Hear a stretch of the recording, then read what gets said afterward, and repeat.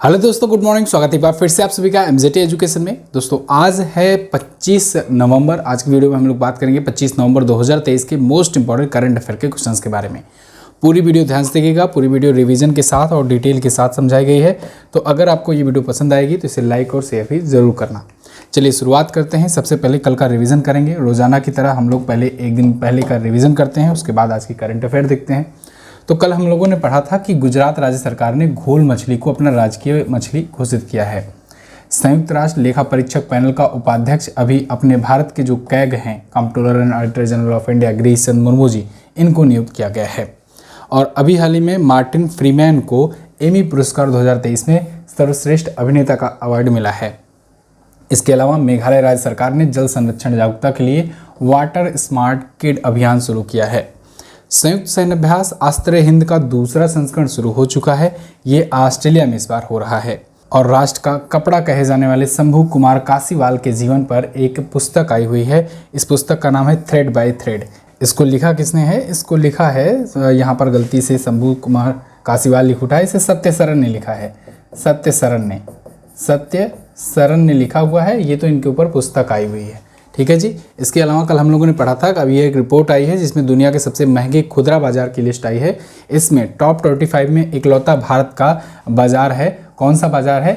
दिल्ली का खान मार्केट। ये 22वें स्थान पर है। मिचोंग तूफान ये बंगाल की खाड़ी से उठ रहा है और इसके लिए हाई अलर्ट जारी कर दिया गया है। IIT रोपड़ के शोधकर्ताओं ने अभी हाल ही में सतलज नदी में एक बहुत ही दुर्लभ धातु टैंटलम की खोज करी हुई है। इसके अलावा दुनिया के सबसे बड़े सिंगल साइट सौर ऊर्जा संयंत्र का उद्घाटन अभी UAE में किया गया। ये टॉप 10 करंट अफेयर के क्वेश्चंस थे कल की वीडियो से, जिनका आपने किया है क्विकली रिवीजन। अब हम लोग बात करेंगे आज की करंट अफेयर की तरफ, लेकिन उससे पहले मैं बता दूं क्विज और PDF जो है ये आपको मिलेगी MZT ऐप पर। तो MZT ऐप पर जाइए और क्विज और PDF का आप आनंद लीजिए बिल्कुल फ्री में। चलिए शुरू करते हैं। पहला क्वेश्चन मोस्ट इंपॉर्टेंट, हाल ही में किस राज्य में विश्व के पहले 3D प्रिंटेड मंदिर का उद्घाटन किया गया? ये 3D प्रिंटेड मंदिर है। दुनिया में पहली बार ऐसा हुआ है जब 3D प्रिंटिंग टेक्नोलॉजी से कोई मंदिर बनाया गया हो। तो ये अभी हाल ही में कहाँ पर? तेलंगाना में इसका उद्घाटन किया गया है। यहाँ पर देख पाओगे ये है 3D प्रिंटेड मंदिर। 3D प्रिंटिंग टेक्नोलॉजी एक ऐसी टेक्नोलॉजी है जिससे बहुत ही कम समय में मशीन के माध्यम से कोई वस्तु या भवन या किसी भी चीज़ का निर्माण किया जाता है। ये तो तेलंगाना में अभी हुआ है विश्व में पहला 3D प्रिंटेड मंदिर। आपने कुछ महीनों पहले सुना था, मैंने भी कवर कराया था क्वेश्चन, कि बेंगलुरु में भारत का पहला 3D प्रिंटेड डाकघर ये स्थापित किया गया है। तो बेंगलुरु में वो भी आप याद रखिएगा, भारत का पहला 3D प्रिंटेड भवन, डाकघर भवन वो स्थापित किया गया था। ये मंदिर है, ठीक है। तो तेलंगाना में सिद्दीपेट जिले के बुरुगपल्ली में ये स्थापित किया गया है। 4000 स्क्वायर फुट में ये फैला हुआ है और 35.5 फुट की इसकी ऊंचाई है। ये 3 अलग अलग देवताओं को समर्पित है, माता पार्वती, भगवान गणेश और भगवान शंकर को। बनाया किसने है? अप्सुजा इंफ्राटेक नाम की कंपनी ने बनाया है। क्लियर है? तेलंगाना आया है। तेलंगाना में ही अगर आपको याद हो तो हैदराबाद में स्टैचू ऑफ इक्वलिटी है। इक्वालिटी किसके ऊपर है? श्री रामानुजाचार्य जी के ऊपर। श्री रामानुजाचार्य जी के ऊपर, ठीक है ना, रामानुजाचार्य जी के ऊपर हैदराबाद में स्थापित की गई है। याद रखिएगा, इंपॉर्टेंट है। अब तेलंगाना से रिलेटेड जो पिछले दिनों में क्वेश्चन आए थे उनको भी हम लोग रिवाइज करेंगे। जैसे भारत का पहला कृषि डेटा एक्सचेंज जिसे कहते हैं ADEX यानी एग्रीकल्चर डेटा एक्सचेंज, और कृषि डेटा प्रबंधन फ्रेमवर्क यानी agriculture data management framework ADMF, इन दोनों का भी उद्घाटन किया गया। ये भारत में पहली बार था। गृह लक्ष्मी योजना यहाँ का भी आया, एक ये आवासीय योजना थी। गृह लक्ष्मी योजना कर्नाटक के भी आई, लेकिन वो कर्नाटक वाली जो थी वो महिलाओं को मासिक वित्तीय सहायता के लिए थी। ये आवासीय योजना थी। 1000 साल पुरानी एक अद्वितीय मूर्तिकला की खोज हुई है अभी। निजी खोज फैक्ट्री का उद्घाटन भारत की सबसे बड़ी यहीं पर की गई। सुंदर इमारतों के लिए अंतर्राष्ट्रीय ग्रीन एप्पल अवार्ड्स मिला है। इसके अलावा महिलाओं के लिए कार्यस्थल को सुरक्षित बनाने के लिए साहस पहल इन्होंने शुरू किया है तेलंगाना ने। और हरे कृष्णा हेरिटेज टावर की आधारशिला रखी गई। टोडी टैपर्स के लिए बीमा योजना तेलंगाना ने ही लाई हुई है। तेलंगाना अगर आप देखना चाहोगे तो वैसे तो ये राज्यों में अगर बात किया जाए तो सबसे नवीनतम राज्य है। तेलंगाना आपको दिख जाएगा यहाँ पर, ये रहा तेलंगाना जो है आपको यहाँ पर दिख जाएगा। ये आंध्र प्रदेश से अलग हुआ था। कब अलग हुआ था? ये 2 जून को अलग हुआ था 2014 में। ठीक है, जब ये अलग हुआ तब तो ये बना था 29वां भारतीय राज्य, 29वां भारतीय राज्य। अब चूंकि जम्मू कश्मीर तब राज्य हुआ करता था, अब जम्मू कश्मीर और लद्दाख 2 हो गए यूनियन टेरिटरी, तो राज्य एक संख्या कम हो गई, इसलिए अभी वर्तमान में 28 राज्य हैं और 8 केंद्र शासित प्रदेश हैं। एक्चुअली में 7 केंद्र शासित प्रदेश थे, फिर संख्या 9 हुई क्योंकि ये 2 और आ गए तो 9 हो गई थी, लेकिन बाद में दादरा नगर हवेली और दमन दीव को एक कर दिया गया, जिस वजह से 8 केंद्र शासित प्रदेश हो गए। अभी कितना है, 8 केंद्र शासित प्रदेश और 28 राज्य। ठीक है जी, चलिए, तो यहाँ पर हम लोग तेलंगाना की बात कर रहे थे। राजधानी इसकी हैदराबाद है, 33 जिले हैं, 119 विधानसभा में सीटें हैं, लोकसभा में 17 और राज्यसभा में 7 सीटें हैं। तेलंगाना में अभी चुनाव भी हुआ है। ठीक है, तो 5 राज्यों में तेलंगाना भी शामिल है। 5 राज्यों में अगर बात करें तो राजस्थान में, इसके अलावा आपका मध्य प्रदेश में, छत्तीसगढ़ में, और ये तेलंगाना और मिजोरम में, इतनी जगहों पर चुनाव हुआ जिनके 3 दिसंबर तक रिजल्ट आएंगे। फिलहाल यहाँ पर के चंद्रशेखर राव अभी बीआरएस पार्टी के यहाँ पर चीफ मिनिस्टर हैं। बीआरएस यानी कि भारत राष्ट्र समिति पार्टी, पहले इसका नाम था टीआरएस, लेकिन चुनाव आयोग से इन्होंने रिक्वेस्ट डाला था और चुनाव आयोग ने रिक्वेस्ट एक्सेप्ट करके इसका पार्टी का नाम बदलने पर मंजूरी दे दी। अब ये हो गया बीआरएस। ठीक है, तो पूछा जा सकता है पुराना नाम क्या था, तो तेलंगाना राष्ट्र समिति पार्टी थी। तमिलसाई सौंदरराजन जी यहाँ की गवर्नर हैं वर्तमान में। हुसैन सागर, निज़ाम सागर, भद्रकाली झील है, श्रीशैलम टाइगर रिजर्व है। इसके अलावा परिनी थन्नवम वेनालू यहाँ के लोक नृत्य हैं। चार मीनार, गोलकुंडा का किला, ये सब प्रसिद्ध स्थल तो हैं ही, बिरला मंदिर। अगला, उत्तर प्रदेश राज्य सरकार ने किस एक्सप्रेस वे को पहले सौर एक्सप्रेस के रूप में विकसित करने का फैसला लिया? तो यूपी गवर्नमेंट ने कहा है कि बुंदेलखंड एक्सप्रेस वे जो है ना, इसको यूपी का पहला सौर एक्सप्रेस वे यानी कि सोलर एक्सप्रेस वे के रूप में बदला जाएगा। ये है बुंदेलखंड एक्सप्रेस वे। देखो, यूपी में तो बहुत ज़्यादा एक्सप्रेस वे है, 13 एक्सप्रेस वे वाला इकलौता राज्य बन जाएगा उत्तर प्रदेश। 7 एक्सप्रेस वे तो अभी सुचारू रूप से चलना शुरू हो चुके हैं, लेकिन बाकी 6 पर अभी काम चल रहा है। तो यूपी में अभी भी सबसे ज़्यादा ही एक्सप्रेस वे हैं। यहाँ पर एक है बुंदेलखंड एक्सप्रेस वे, जो कि आपका इधर चित्रकूट से शुरू होकर के इटावा तक जाता है। तो इस एक्सप्रेस वे पर 1700 हेक्टेयर भूमि पर सोलर संयंत्र लगाए जाएंगे, सोलर प्लांट्स लगाए जाएंगे। यानी इसमें योजना ये है कि जैसे एक्सप्रेस वे है ना, उसके किनारे किनारे जो है सोलर पैनल्स लगा दिए जाएं और वहाँ से जनरेट होगी सोलर एनर्जी। कुछ तो टेक्नोलॉजी ये भी नितिन गडकरी जी एक बार एक इंटरव्यू में बोले थे कि हम एक्सप्रेस वेज वगैरह पर रोड पर सोलर पैनल बिछाएंगे, कुछ इस प्रकार से कि जहाँ से अगर गाड़ियाँ जब चलेंगी और धूप वगैरह रहेगी तो वहाँ से भी विद्युत जनरेट होगी। फिलहाल जो भी होगा, अगर वो जब आता है तो वो भी मैं आपको बताऊँगा। इसमें ये बगल किनारे किनारे बात कर रहे हैं 1700 हेक्टेयर भूमि पर सौर संयंत्र लगाने की। इससे 550 मेगावाट सौर ऊर्जा उत्पन्न होगी। लक्ष्य है कि इस एक्सप्रेस वे के किनारे 1 लाख घरों में बिजली पहुँचाया जा सके। इसको 25 वर्षों तक कंटिन्यू किया जा सकता है। अब ये तो हुई इस करंट अफेयर से रिलेटेड क्वेश्चन की बात। अब हम लोग इससे जुड़े स्टैटिक की बात कर लेते हैं। बुंदेलखंड एक्सप्रेस वे पर ध्यान दीजिएगा।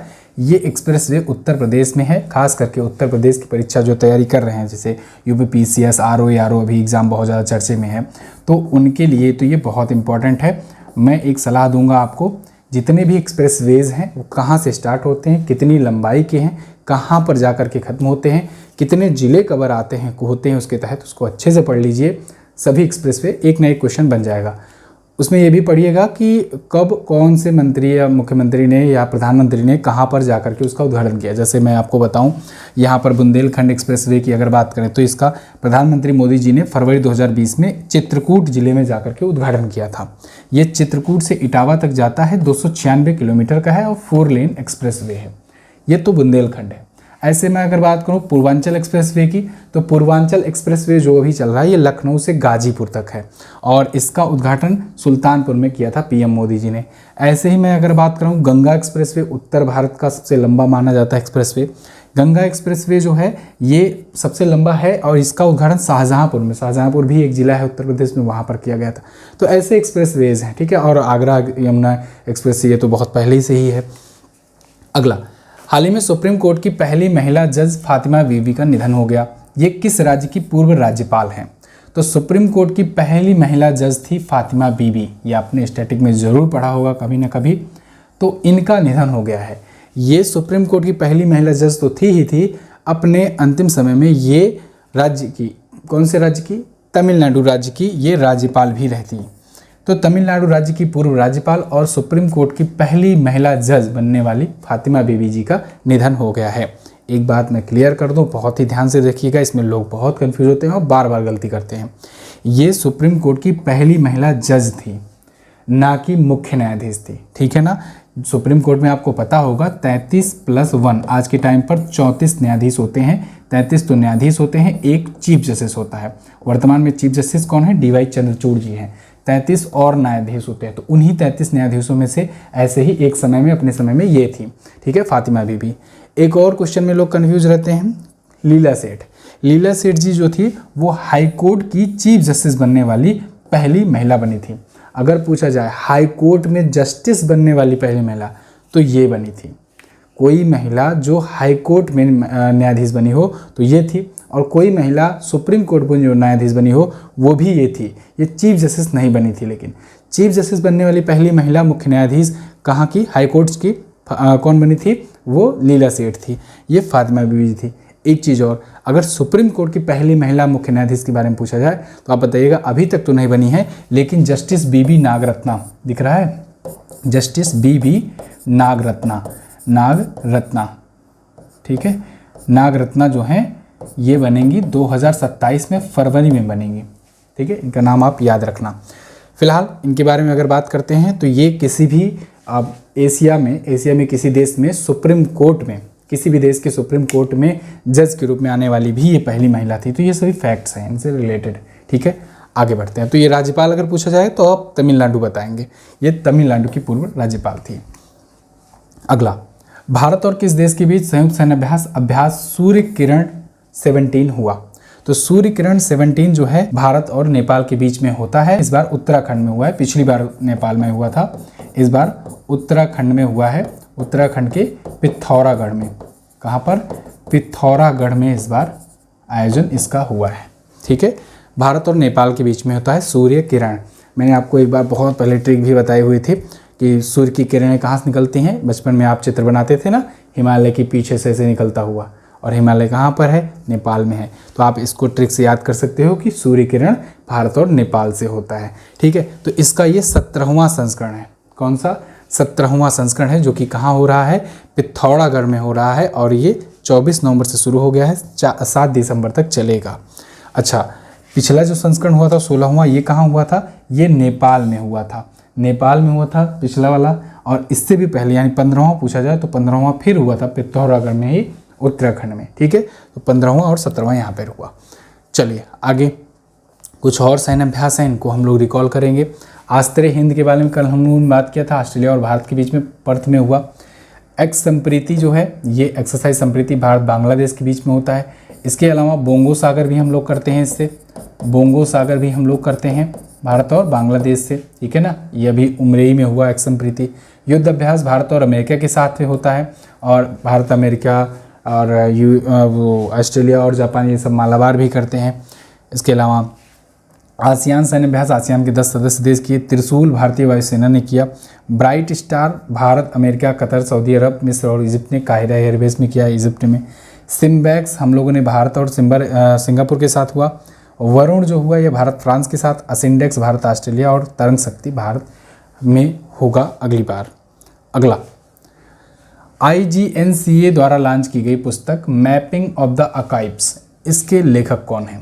तो अभी हाल ही में mapping of the archives in India, ये पूरा नाम है, इन इंडिया, इसके लेखक हैं दोस्तों प्रोफेसर रमेश चंद्र गौड़ और विस्मय बसु। उपरोक्त सभी ऑप्शन आपका यहाँ करेक्ट होगा। ये दोनों ने मिलकर के लिखा हुआ है mapping of the archives in India, ये पुस्तक है, और इसका पुस्तक का भी लॉन्चिंग किया गया, mapping of the archives in India, ठीक है। तो इसे IGNCA के ट्रस्ट, जो उनके ट्रस्ट के अध्यक्ष हैं राम बहादुर राय जी, इन्होंने भी इसमें इसकी लॉन्चिंग करी। ये पुस्तक है। पिछले दिनों में कुछ पुस्तकें आई थी, फिर से रिकॉल करिए। रोज़ाना मैं आपका रिकॉल करवाता हूँ ये सब चीज़ें, क्योंकि जिससे आप बार बार रिपीट करते करते ही, सुनते सुनते ही याद कर लो। थ्रेड बाय थ्रेड सत्य सरन की पुस्तक आई थी। 2 पलकों की छाँव में डॉक्टर हेमा जोशी ने लिखा है। कश्मीर 3 इसको मनरीत सोढ़ी सोमेश्वर ने लिखा है। द ऑटोबायोग्राफी लीना कुमार ने लिखा है। पिच साइड इसको लिखा है दोस्तों अमृत माथुर ने। और PS श्रीधरन पिल्लई ने 3 पुस्तकें लिखी, heritage trees of Goa, when parallel line meets और अंत्यप्रिया कविता काल। ड्रंक ऑन लव विपुल रिखी की पुस्तक है। और कुछ अधूरे शब्द आशुतोष अग्निहोत्री की पुस्तक है। लास्ट में एक एक रोज़ हटाते जाता हूँ, ऊपर एक एक रोज़ ऐड करते जाता हूँ, तो इससे आप बार बार रिवीजन करते रहोगे। हर एक साइकिल में आप पूरा रिवीजन कर लोगे, जब 7 से 8 बार आपका रिवीजन करवा दिया जाएगा। वैसे अगर आप किसी एग्ज़ाम को टारगेट करके अगर तैयारी कर रहे हो, जैसे SSC GD हुआ या कोई और भी एग्ज़ाम है, उन सब के लिए आप बैच भी हमारे ले सकते हो। जैसे बिहार SSC का आया हुआ है, उसके लिए भी बैच आया हुआ है। GD के भी अभी अनाउंसमेंट हुई है, तो उसका भी आप बैच ज्वाइन कर सकते हो। इसके अलावा GS सफलता बैच भी है अपना। इस बैच को तो बहुत सारे लोगों ने पसंद किया है। 15 महीनों की वैलिडिटी के साथ है। GS स्पेशल बैच है। इसमें आपको 15 महीनों तक ई बुक भी दी जा रही है, बिल्कुल फ्री ऑफ कॉस्ट, वो भी हिंदी और इंग्लिश दोनों ई बुक जो मंथली आती है। इसके अलावा आपको इतिहास, भूगोल, अर्थव्यवस्था, current affair, statics, science, computer, सारा कुछ यहाँ पर पढ़ाया जा रहा है मेरे द्वारा ही सारी क्लासेस में होंगी, किसी और टीचर की नहीं रहेंगी इसमें। इसके अलावा और ये जो एडमिशन है ये ओपन है। अभी के लिए आप कूपन कोड यूज कर सकते हो MJT30, या फिर इस नंबर पर आप संपर्क कर सकते हो किसी भी जानकारी के लिए। कूपन कोड यूज कीजिएगा MJT30, ठीक है, 30% का डिस्काउंट मिल जाएगा। और आप इस नंबर पर संपर्क कर लीजिएगा किसी भी सहायता के लिए। MJT ऐप पर ये कोर्स मिलेगा, तो आपको गूगल प्ले स्टोर से जा करके MJT ऐप ओपन करना है, ठीक है ना।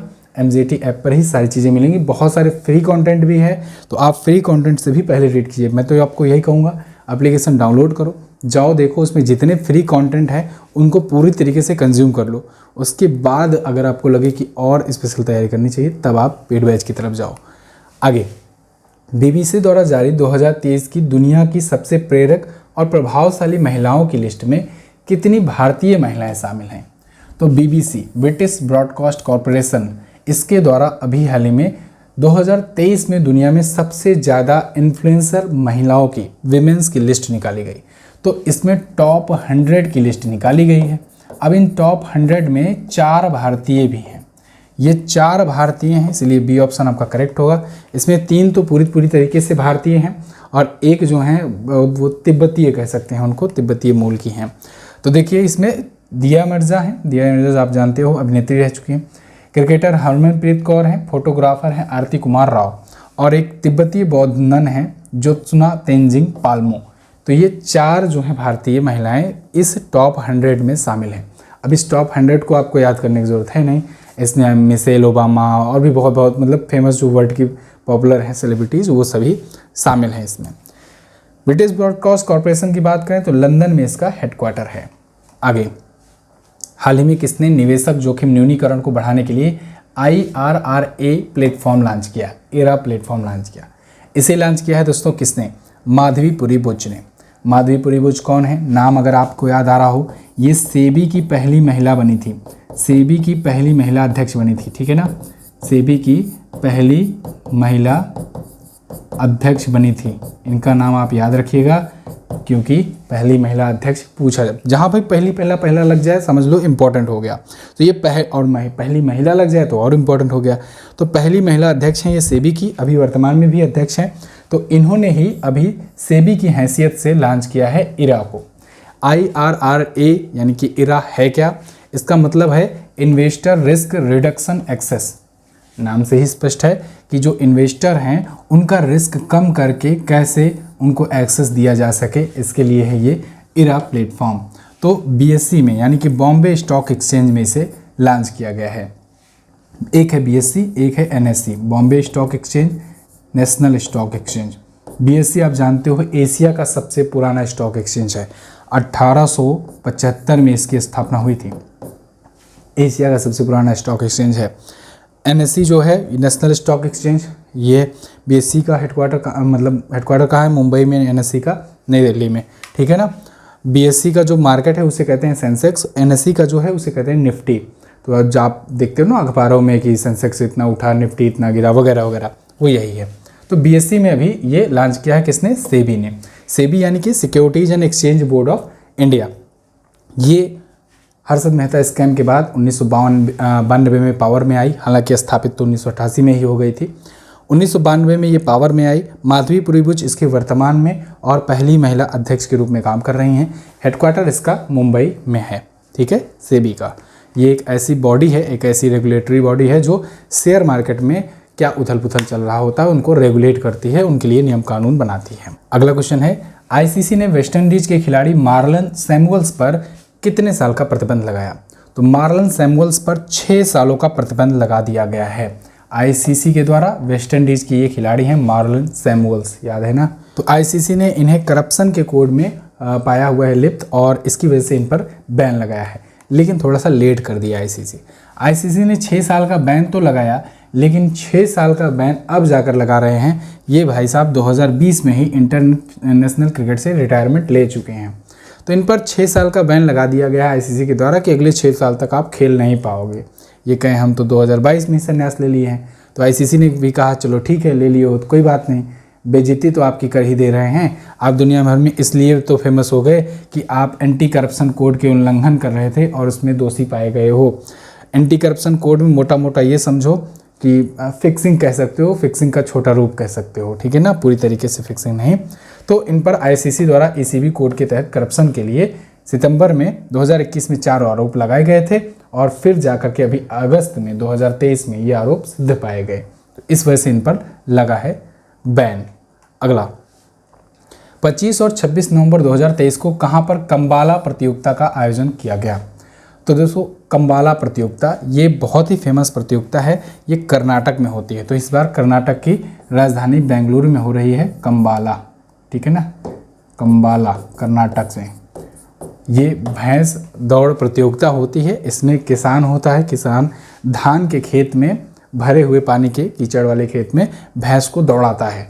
ये एक प्रतियोगिता है और ये एक पारंपरिक प्रतियोगिता है। जैसे आप देखते हो ना कि तमिलनाडु में पोंगल होता है, और पोंगल में क्या होता है, पोंगल के दौरान वहाँ पर जल्लीकट्टू होता है, और जल्लीकट्टू में बैल से लड़ाया जाता है, ठीक है ना। पोंगल एक त्यौहार है, उस अवसर पर जल्लीकट्टू होता है, ये पूछा जाता है क्वेश्चन में, एग्जाम में। ऐसे ही यहाँ पर कर्नाटक में कंबाला होता है, ध्यान रखिएगा। ऐसे ही आप पुष्कर चले जाओ राजस्थान, वहाँ ऊँट दौड़ प्रतियोगिता होती है, ठीक है। चलिए, तो फिलहाल ये पारंपरिक प्रतियोगिता है, कर्नाटक की लोकप्रिय भैंस रेसिंग प्रतियोगिता। तो 25 और 26 नवंबर को ये हो रहा है। इसे नंबा कंबाला प्रतियोगिता भी कहते हैं। ओके, अब आया है कर्नाटक, तो कर्नाटक देख लो आप, यहाँ पर है मैप में कर्नाटक। कर्नाटक के जो सीएम है वर्तमान में वो सिद्धरामैया जी हैं, इंडियन नेशनल कांग्रेस पार्टी से। यहाँ के गवर्नर हैं थावरचंद गहलोत। बेंगलुरु इलेक्ट्रॉनिक सिटी इसकी राजधानी है। यहाँ पर कुक्करहल्ली झील है, पंपा सरोवर है, बेगूर झील है, बन्नेर घाट, बांदीपुर नेशनल पार्क ये बहुत पूछा जाता है। इसके अलावा नागरहोल नेशनल पार्क है, मुदुमलाई भी यहाँ पर पड़ता है थोड़ा सा। यक्षगान कर्नाटक का बहुत फेमस है, और लोक नृत्य बेंगलुरु, उडुपी, मंगलुरु, बीदर ये यहाँ का घूमने लायक स्थल है। अभी चुनाव हुआ था जब कांग्रेस की यहाँ पर सरकार आई, 224 सीटों पर विधानसभा के चुनाव हुए थे। 31 जिले हैं, 28 लोकसभा में और 12 राज्यसभा में सीट यहाँ से जाती है। बॉर्डर शेयर की अगर बात करें तो ये कई राज्यों से बॉर्डर शेयर करता है, जैसे केरला से, तमिलनाडु से, आंध्र प्रदेश से, तेलंगाना से, महाराष्ट्र से और इधर गोवा से भी। आगे, stars Asian national film festival में, इंटरनेशनल फिल्म फेस्टिवल में सर्वश्रेष्ठ अभिनेता का पुरस्कार किसने जीता? तो इसको जीत लिया है दोस्तों इस्वाक सिंह ने। इस्वाक सिंह आपको ये दिख जाएंगे। इनको अभी stars Asian international film festival में मिला है अवार्ड, किसका? बेस्ट एक्टर का। किस लिए? एक फिल्म आई थी बर्लिन, उस बर्लिन फिल्म में इन्होंने जो एक्टिंग निभाई थी, जो अभिनय किया था, उसके लिए इनको बेस्ट एक्टर का अवार्ड मिला है इस्वाक सिंह को। क्लियर है? बस ये थे आज के दिन के टॉप 10 करंट अफेयर के क्वेश्चंस। आई होप आपको वीडियो पसंद आई होगी और इन्फॉर्मेटिव लगी होगी। एक रिक्वेस्ट है आपसे, अगर वीडियो इन्फॉर्मेटिव लगी है तो वीडियो के नीचे एक प्यारा सा कमेंट छोड़ दीजिए, वीडियो को लाइक ज़रूर कर दीजिए। वीडियो को लाइक नहीं करते हो आप लोग आजकल, वीडियो को लाइक ज़रूर कर देना और शेयर कर देना अगर हो सकेगा तो, ठीक है ना। चलिए, व्हाट्सएप चैनल भी हमारा ज्वाइन कीजिए, इस पर वन लाइनर भेज जाते हैं, आप वन लाइनर भी रिविज़न करते रहा करो, जिससे चीज़ें रिकॉल होती रहें। इसके अलावा टेलीग्राम चैनल भी ज्वाइन कर सकते हो आप। टेलीग्राम पर आपको लंबी लंबी जो PDF होती है वो मिलती हैं क्लासेस की। अभी लाइव क्लासेस क्यों नहीं हो रही हैं या टॉपिक वाइज क्यों नहीं हो रही, बाकी चीज़ें क्यों नहीं हो रही? क्योंकि अभी मैं किसी एक खास प्रोजेक्ट पर काम कर रहा हूँ। 2-3 दिन आप बीत जाने दीजिए, उसके बाद मैं वो सरप्राइज़ आपके सामने रखूँगा और वो बहुत ही लाभदायक होने वाला है आपके लिए। फिलहाल यहाँ पर बात करेंगे हम लोग लास्ट डे के क्वेश्चंस के लिए। शब्द क्यू का संबंध किससे है? स्नूकर या बिलियार्ड से संबंधित है। निम्न में से किस ब्रांड के ब्रांड एम्बेसडर गांगुली हैं? तो वो पश्चिम बंगाल और त्रिपुरा के दोनों राज्यों के ब्रांड एम्बेसडर बन चुके हैं आज के टाइम पर। आज आपको क्या बताना है? धातु टेंटलम, इसका परमाणु क्रमांक कितना होता है? जो भी टेंटलम खोजा गया है ना, चर्चे में आया हुआ है, तो इसका परमाणु क्रमांक आप बता दीजिए।